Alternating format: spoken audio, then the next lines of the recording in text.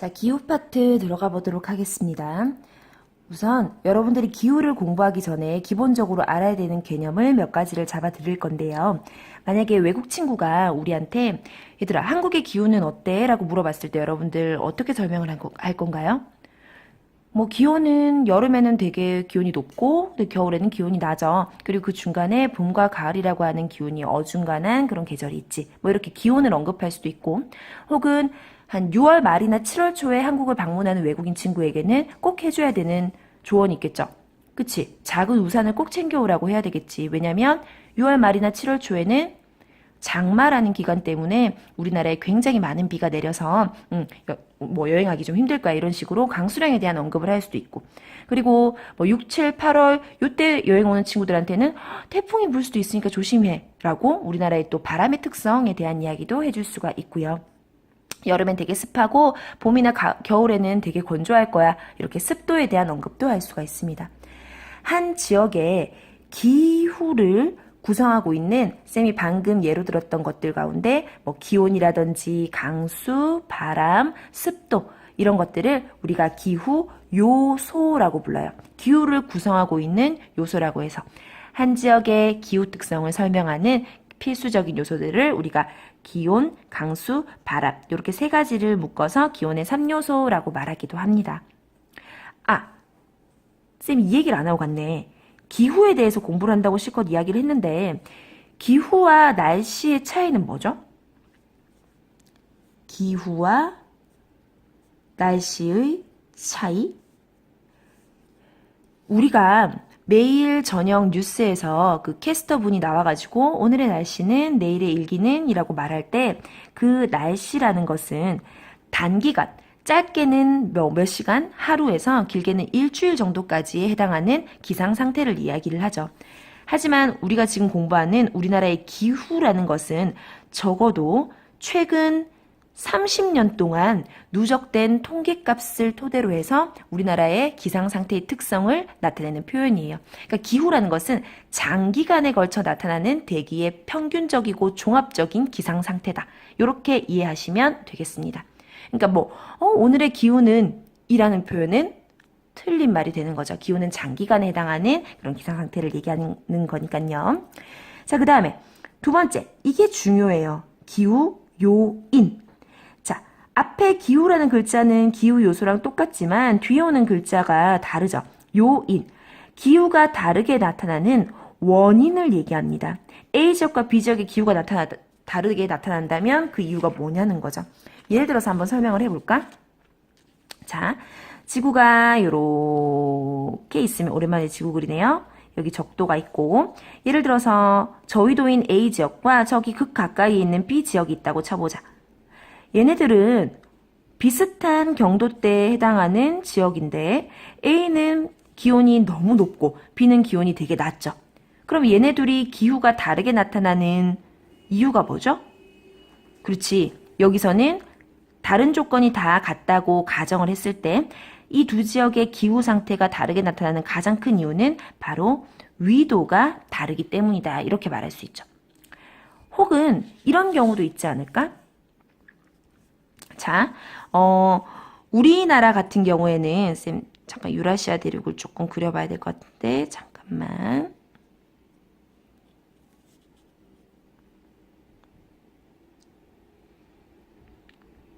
너무 잘 그려. 완전 존경스럽지. 자, 이렇게. 자, 쌤 유라시아 대륙을 잠깐 그려봤는데요. 밑에 있는 뭐 인도라든지 이런 것들은 잠깐 생략을 하고 여기에 쌤이 그려놓은 영국과 여기 그려놓은 우리나라를 한번 비교를 해볼게요. 둘은 비슷한 위도대에 속해 있어요. 하지만 영국 같은 경우에는 1년 내내 연교차가 별로 크지 않은 해양성 기후를 띠고 있고 우리나라는 여름에는 엄청 덥고 겨울철에는 엄청 추운 연교차가 큰 대륙성 기후를 띠고 있죠. 그럼 우리 두 지역에 이렇게 기후가 다르게 나타나는 이유는 뭐 때문이었지? 두 지역 모두 편서풍의 영향을 받는 중위도 지역인데 영국 같은 경우는 편서풍이 불어오는 그 뿌리 쪽을 보니까 대서양이라고 하는 바다거든. 바다에서 물의 영향을 가득 받으면서 1년 내내 기후가 형성이 되는 거죠. 근데 우리나라는 서쪽에서 바람이 불어올 때 어디에 그 바람의 뿌리가 위치해 있냐면 바로 모래의 영향을 많이 받은 육지 쪽에서 이렇게 바람이 불어오는 거란 말이야. 얘는 습한 바람, 얘는 건조한 바람의 영향을 받죠. 습한 바람과 건조한 바람 중에 누가 더 비열이 컸었지? 물의 영향을 많이 받는 습한 공기가 훨씬 더 비열이 크겠죠. 그래서 얘는 데워지거나 냉각될 때 그 온도 변화가 쉽지가 않은 거예요. 근데 우리나라는 데워질 때는 엄청 많이 데워졌다가 냉각될 때 엄청 많이 냉각이 돼서 이 연교차가 굉장히 크게 나타나는 거지. 그러면 우리나라와 영국의 기후의 차이를 나타내는 거는 결국 무슨 기후 요인 때문이냐라고 한다면 주변에 있는 물과 주변에 있는 육지가 어떻게 분포하고 있느냐, 즉 수륙 분포 때문이다 이렇게 말을 할 수가 있습니다. 수륙 분포 때문이다. 이것도 일종의 이제 기후 요인이 되는 거고요. 그 다음에 이런 경우도 있겠죠. 우리나라 같은 경우에 자, 쌤이 지금 우리나라 주변을 한번 그려봤는데 이쪽에 동해 같은 경우는 동해안에 있는 뭐 예를 들어 강릉 같은 곳은요. 서해안에 있는 인천하고 위도는 비슷한데 겨울철에 훨씬 더 강릉이 따뜻하거든요. 겨울철이 강릉이 더 따뜻한 이유를 여러 가지를 찾을 수가 있는데 그 중에 하나가 난류가 이렇게 저 밑에서부터 이렇게 우리나라 동해안 쪽으로 올라간다는 거지. 그리고 이 강릉 옆에 있는 동해라는 바다는 우리 지난번에도 한번 이야기한 적이 있는데 서해라는 바다보다 물덩어리가 훨씬 더 컸어요. 그래서 물의 영향을 더 많이 받기 때문에 비열이 굉장히 크고 겨울철에도 별로 냉각이 되지 않는다라는 그런 특징이 있죠. 그러면 주변에 어떤 바다가 있느냐, 그리고 어떤 해류, 난류냐, 한류냐 하는 그런 어떤 해류가 오느냐에 따라서 기후가 달라질 수 있기 때문에 강릉이 인천보다 겨울철이 따뜻한데 영향을 끼친 기후 요인은 뭐냐라고 물어보면 해안과 해류의 영향이다 라고 말하시면 되고요. 혹은 이런 것도 이유가 될 수 있죠. 태백산맥이 이렇게 막아주니까 차가운 북서풍을 병풍처럼 막아줘서 그 뒤에 숨어있는 강릉이 더 따뜻해요 라고 얘기한다면 추가되는 기후 요인은 지형 같은 것도 될 수가 있겠네요. 그리고 지형 얘기 조금 더 자세히 한 번만 더 해보면 예를 들어 이렇게 산이 있는 옆모습을 쌤이 한번 그려봤어. 자, 기역 지역과 니은 지역 중에 어디에 비가 더 많이 올까? 대답할 수 없는 게 정답이죠. 왜냐하면 어디서 바람이 부느냐에 따라 다르거든.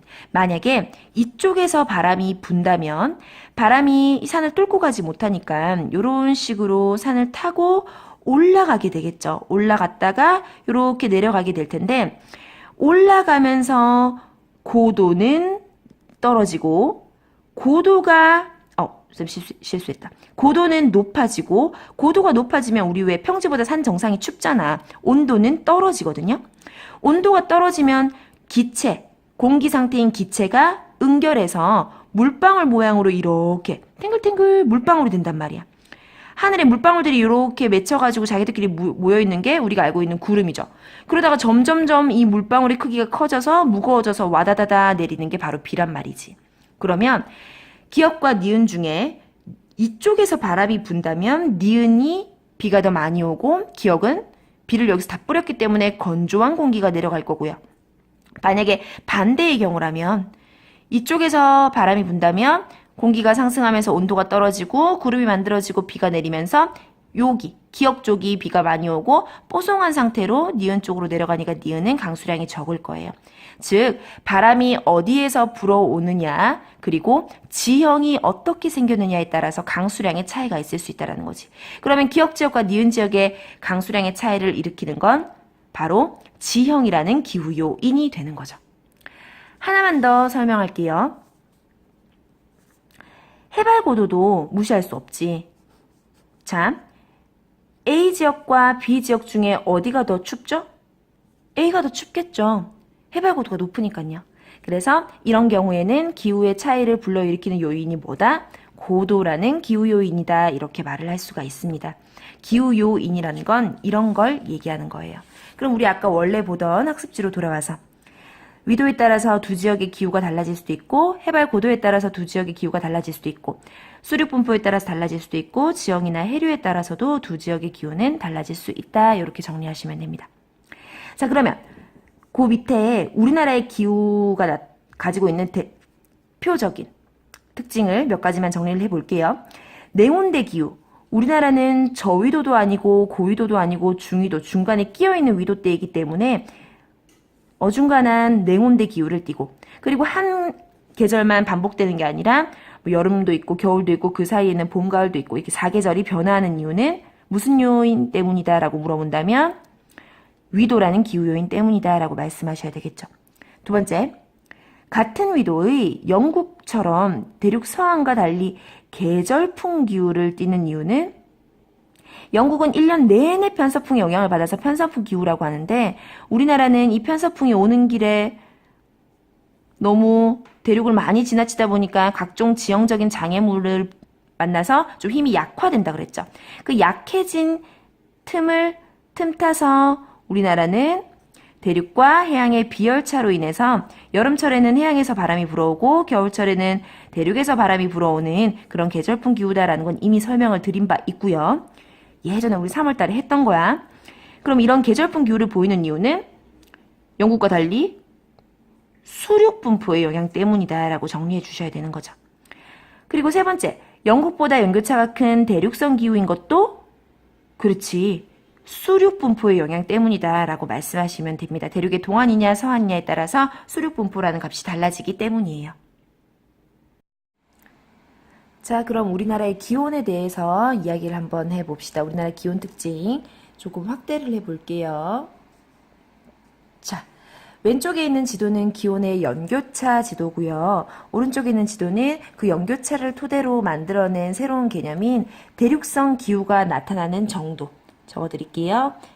대륙성 기후가 나타나는 정도를 연교차를 가지고 계산을 하는데 그걸 이제 대륙도라고 표현을 합니다. 그러니까 두 개의 지도는 어차피 오른쪽 지도가 연교차를 가지고 계산을 한 값으로 만들어졌기 때문에 굉장히 비슷한 패턴을 보이고 있고요. 연교차 내지는 대륙도는 서로 비례하는 개념이라고 생각을 해주시면 됩니다.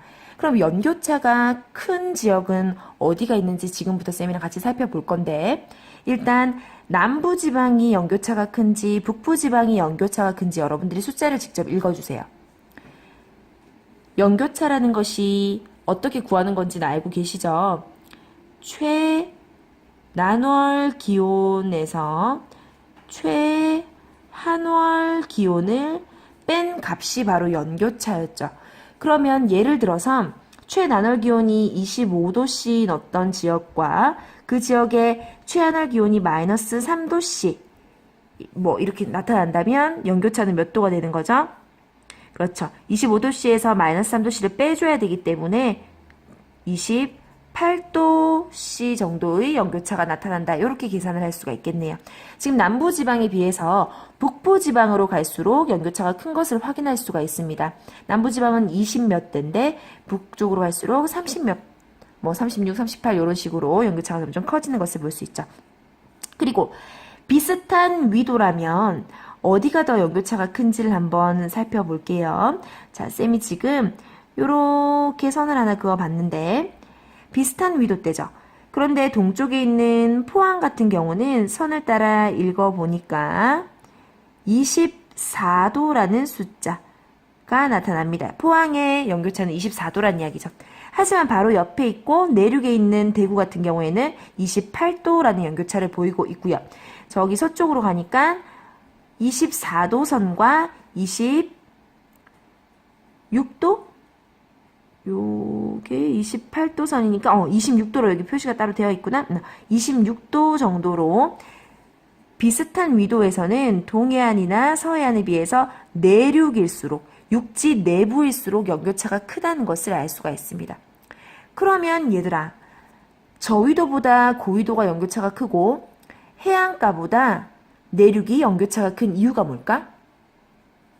당연히 바로 비열이 작은 모래의 영향을 많이 받기 때문에 그렇다라고 이야기할 수 있죠.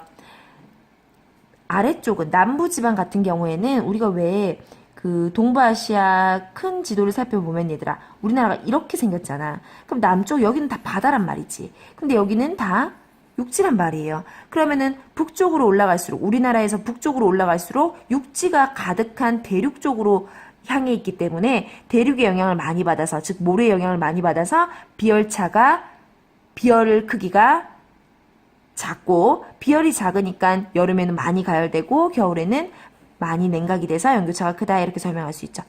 그리고 바닷가냐 아니면 내륙이냐에 따라서는 당연히 내륙일수록 모래 영향을 많이 받기 때문에 연교차가 크다. 비열이 작아서 이렇게 말할 수가 있겠네요.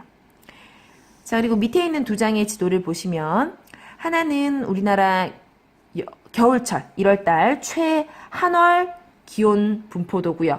그 다음에 하나는 8월 여름의 최난월 기온 분포를 나타내고 있습니다. 질문 하나 드릴게요. 우리나라는 최한월과 최난월 중에 언제가 지역 간의 온도차가 더 큰가요? 답은 바로 겨울입니다. 겨울에 지역 간의 온도차가 훨씬 크게 나타나요. 직접 한번 확인해 볼까요? 우리나라에서 가장 추운 곳은 여러분들 지금 확인하고 있는 중강진. 얘들아, 여기가 백두산이고 그거보다 더 밑에 있는 여기가 중강진이다. 초점이 왜 갑자기 이렇게 안 맞지? 자, 중강진은 겨울철에 마이너스 16도예요. 근데 우리나라에서 제일 겨울이 따뜻한 곳이 어딘지 봤더니 최남단에 있는 제주도 플러스 6도란 말이야. 그러면 마이너스 16도 플러스 6도 차이가 무려 22도씨나 나네요. 근데 최난월인 8월 달엔 어떤지 볼까요? 중강진, 아까는 제일 추운 동네였는데 중강진마저도 21도 정도로 그렇게 시원하지 않은 것을 볼 수가 있고, 그러니까 막 엄청 춥거나 이렇진 않은 것을 볼 수가 있고, 덥다고 하는 제주도 같은 경우도 27도가 고작 달하는 거죠. 그러면 두 지역의 온도 차이는 6도씨가 달하는 이야기입니다. 그러면 우리나라는 지역 간의 온도차가 겨울철이 여름철보다 더 심하다. 지역 간 온도 차이가 겨울이 더 심하다 이렇게 말할 수가 있죠. 그 이유를 제가 간략하게 설명을 해드리면 여름에 우리나라의 더위를 몰고 오는 그 기단, 바로 초등학교 때부터 많이 배웠던 북대서양 기단이죠.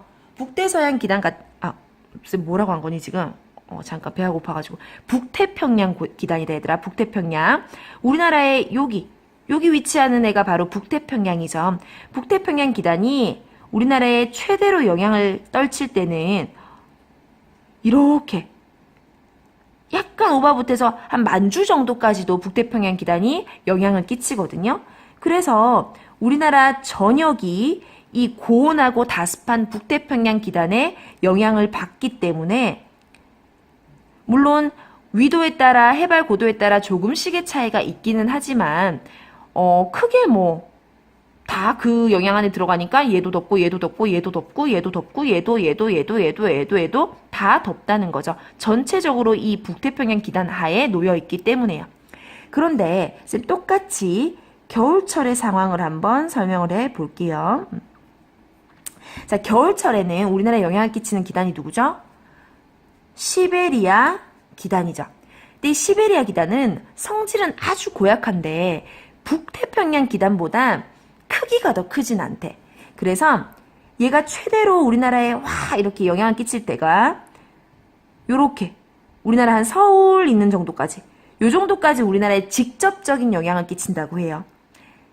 그래서 시베리아 기단은 굉장히 차갑고 건조한, 한랭 건조한 기단인데 직접적인 영향권에 우리나라 전체가 들어가지 않고 한 절반 정도가 들어가기 때문에 그 영향권 내에 속한 지역과 속하지 않은 지역 간의 온도 차이가 심하게 나는 거고, 여름철에는 북태평양 기단이 한반도 전역을 직접적인 영향권 하에 놓이게 하기 때문에 그 안에 속하는 어떤 지역도 다 비슷비슷하게 덥다. 이렇게 그 이유를 설명할 수가 있겠네요. 지역 간 온도 차이는 겨울철이 더 심하다.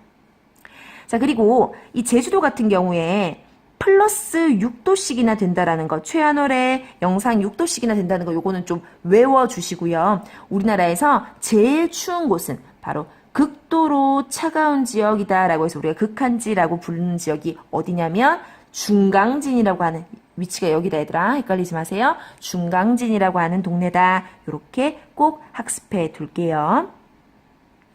자, 그 다음에 오른쪽에 있는 8월 평균 기온에서는 뭘 좀 살펴봐 주시냐면, 지금 쌤이 체크하고 있는 요 부분, 중강진, 겨울에 제일 추웠던 중강진보다도 지금 여름 기온이 더 서늘한 거 보이시죠? 그리고 남한에서도 요런 동네로 올수록 이렇게 등고선이란다. 쌤 또 배가 고파서 또 실수를 했다. 등온선이 이렇게 조밀하게 나타나면서 온도 변화가 심하게 나타나는 것을 볼 수가 있어요. 특별히 시원하면서 이 근처로 올수록 점점 온도 변화가 뚝뚝뚝 하강하고 있다는 건 무엇 때문일까? 무슨 기후 요인 때문이지? 그렇지, 눈치채셨나요? 요 위치는 태백산맥과 함경산맥이 지나가는 곳이거든요. 해발 고도가 높다 보니까 이렇게 온도 변화가 뚝뚝뚝뚝 많이 크게 나타나게 되는 거죠. 그러면 이런 지역에서 급격히 온도가 하강하는 이유는 무엇 때문이냐라고 물어보면 해발 고도 때문이다라고 말하시면 됩니다. 자, 그러면 1번 선택지부터. 여름철보다 겨울철이 우리나라는 기온의 지역차가 더 크다라고 말씀을 드렸고요. 그 다음 두 번째, 기온의 동서간 차이보다 남북간 차이가 크다. 이건 무슨 말이냐면, 예를 들어서 지금 얘들아, 아까 그 지역 간의 온도 차이가 많이 난다고 했던 1월 달을 가지고 한번 단적으로 설명을 해보면요. 인천 같은 경우는 마이너스 2도 등온선과 마이너스 4도 등온선 사이에 끼어있기 때문에 인천은 약 마이너스 한 3도씨 정도라고 볼 수가 있어요. 그런데 얘랑 비슷한 위도에 있는 다른 지역, 뭐 강릉 같은 동네를 한번 생각을 해보면 강릉은 지금 0도씨 정도고요. 그리고 비슷한 위도에 있는 울릉도 같은 경우는 플러스 1도씨 정도예요. 그러면 제일 춥다고 하는 지역이 마이너스 3도씨고 제일 따뜻하다고 하는 지역이 1도씨니까 온도 차이가 4도씨 정도밖에 안 나는 거지. 근데 아까 남북 간의 온도 차이는 몇 도였어? 22도씨나 되었죠. 그러니까 우리나라는 동서 간의 온도 차이보다 남북 간의 온도 차이가 더 크다는 거예요. 그 이유가 뭘까? 굉장히 단순한 이유죠. 생긴 게 그렇게 생겼잖아. 동서 간에는 별로 폭이 좁으니까 차이가 있어봤자 별로 안 나는데 세로로 길쭉하게 생겼기 때문에 남북으로는 온도 차이가 심할 수밖에 없다. 너무나 당연하고 쉬운 이야기였고요. 세 번째, 고위도로 갈수록 온도는 점점 낮아지죠. 그런 특성이 나타나는 기후 요인은 뭐지? 바로 위도 때문이죠. 고위도로 갈수록 기온이 점점 낮아진다. 이건 당연히 태양에너지를 그만큼 적게 받아서 그런 거죠. 그럼 네 번째, 내륙 지역이 해안 지역에 비해서 겨울철 기온이 더 낮겠지. 왜? 생각해봐 얘들아. X라고 쌤이 표시한 지역과 동그라미라고 표시한 해안. X는 내륙이에요. 모래의 영향을 많이 받아요. 동그라미 친 지역은 해안이에요. 물의 영향을 많이 받는다고요. 그러면 당연히 모래의 영향을 많이 받는 아이가 더 많이 냉각되고 해안은 조금밖에 냉각이 안 되잖아. 그러면 겨울철 기온 누가 더 심하게 춥겠어? 당연히 내륙이 비열이 작기 때문에 온도 변화가 심해서 훨씬 더 춥다라고 말할 수가 있죠. 반대로 여름철에는 그렇지, 비열이 작기 때문에 온도가 확 올라가고 해안은 조금밖에 안 올라가고, 그래서 내륙에 속해 있는 뭐 대구 같은 지역은 겨울은 엄청 춥고 여름은 데프리카라고 불릴 정도로 엄청 덥고 그런 거죠. 그래서 겨울철에는 기온이 낮다. 뭐 때문이냐라고 물어보면 역시 수륙 분포 때문이다. 내륙이라서 그렇다. 이렇게 말하시면 됩니다. 그 다음 특성으로 가볼게요. 다섯 번째, 비슷한 위도의 동해안이 서해안에 비해서 겨울철 기온이 높다. 동해안의 대표적인 지역으로 강릉 생각해 보시면 되고, 비슷한 위도의 서해안은 인천이었는데 겨울철 기온 다시 한번 지도에서 확인해 볼게요. 자, 요 지도였지? 아까 인천 마이너스 3도, 강릉은 0도. 강릉이 더 따뜻한 거 보셨죠? 그 이유는 뭐 때문이라고 쌤 아까 설명했어요? 태백산맥이 북서풍을 막아주고 옆에 있는 물덩어리가 큰 이 동해 때문이다. 그리고 하나만 더 추가하자면 강릉 옆에는 난류가 흐르기 때문에 또 겨울철이 더 따뜻하다 이렇게 말할 수 있습니다. 여섯 번째, 저위도로 가면서, 그러니까 남부지방으로 가면서 봄꽃의 피는 시기가 빠르다. 봄꽃의 개화 시기가 빠르다라는 건 겨울이 짧다는 이야기죠. 시베리아 기단으로부터 멀리 떨어져 있으니까 아무래도 북쪽에 있는 지역보다는 남쪽일수록 겨울이 빨리 끝나고 봄이 빨리 오는 거죠. 봄이 빨리 오니까 봄꽃도 빨리 피고요. 그 다음 단풍이 드는 시기는 남부지방으로 갈수록 늦다. 요게 좀 헷갈릴 수 있을 것 같은데 쌤이 아까 겨울이 짧다라는 표현을 썼는데 다르게 바꿔야 되겠다. 겨울이 빨리 끝난다라는 이야기고, 그리고 남부지방일수록 겨울이 늦게 온다라는 말과 이 단풍 드는 시기가 늦다라는 말이 같은 말이죠. 왜냐하면 단풍이 든다는 건 나무가 겨울을 준비한다라는 뜻이기 때문에 저위도로 갈수록 이런 두 가지 특성이 나타난다. 그 다음에 추가로 쌤 하나만 더 얘기해보자 얘들아. 김장 이야기 좀 해볼까? 남부지방이 김장을 빨리 할까? 북부지방이 김장을 빨리 할까? 김장 왜 하는 거죠? 겨울철에 땅이 꽁꽁 어니까 채소를 먹기가 힘들어서 무기질을 섭취하기 위해서 긴 겨울 동안 이 채소를 좀 먹기 위해 김장을 담그는 거잖아요. 김장은 겨울을 준비하는 거예요. 그럼 겨울이 빨리 오는 지역은 김장을 빨리 하는 거야. 11월 달쯤. 근데 겨울이 늦게 오는 지역은 김장을 천천히 12월 달쯤 하는 거지. 그러면 남부지방으로 갈수록 김장은 더 늦게 한다라고 말할 수 있겠네요. 오케이. 자, 그 다음에 7번. 저위도로 가면서 아까랑 똑같네. 남부지방으로 가면서 무상기간이 길다라고 적어주세요. 무상기간. 서리상 없을무. 서리가 내리지 않는 기간이야. 서리가 뭐냐면 대기 속에 있는 이 수증기가 기온이 너무 차가워지면서 이렇게 샤베트처럼 샥 얼어가지고 뭐 건물 외벽 유리창이라든지 아니면은 뭐 그 풀잎 같은데 나뭇잎 같은데 이렇게 샤베트처럼 얼어있는 수증기가 언 걸 우리가 서리라고 하거든요. 그러니까 서리가 안 내리는 기간이 길다라는 건 추운 기간이 별로 없다는 이야기지. 왜냐하면 서리는 추울 때 생기는 거니까. 보통 우리가 12월, 1월, 2월, 3월 뭐 쭉 해서 뭐 9월, 10월, 11월 다시 그 다음에 12월 이렇게 있다고 치면 서리는요. 추운 동네 같은 경우는 한 10월 달부터 내리기 시작해요. 10월 달부터 첫 서리가 내려서 이전에는 이제 여름이니까 안 내리다가 10월 달부터 살살 추워지면서 첫 서리가 쭉 내리고 그 다음에 한 2월, 3월까지 이제 서리가 내리는 거지. 그러면 그때 내리는 서리는 그 전해부터 이어서 내려온 마지막 서리라고 표현을 하거든요. 그러니까 무상기간은 전년도의 마지막 서리부터 당해 년도의 첫 서리가 내리기 전까지의 기간을 무상기간이라고 하는 거야. 요 기간이 무상기간이야. 그럼 무상기간이 길다는 건 첫 서리는 늦게 내리고 마지막 서리는 빨리 끝난다는 이야기거든요. 그래서 무상기간이 긴 지역은 반대로 유상기간은 이제 순 우리말로 하면 그게 이제 서리 일수가 되는 거죠. 무상기간이 길고 서리 일수가 적은 지역은 농사를 할 수 있는 기간이 더 길다라고 이해하시면 됩니다. 왜냐하면 서리가 내리면 농작물들이 얼어버리거든요. 남부지방으로 갈수록 무상기간은 길고 농사 지을 수 있는 기간이 더 길다. 이렇게 정리해 두시면 됩니다.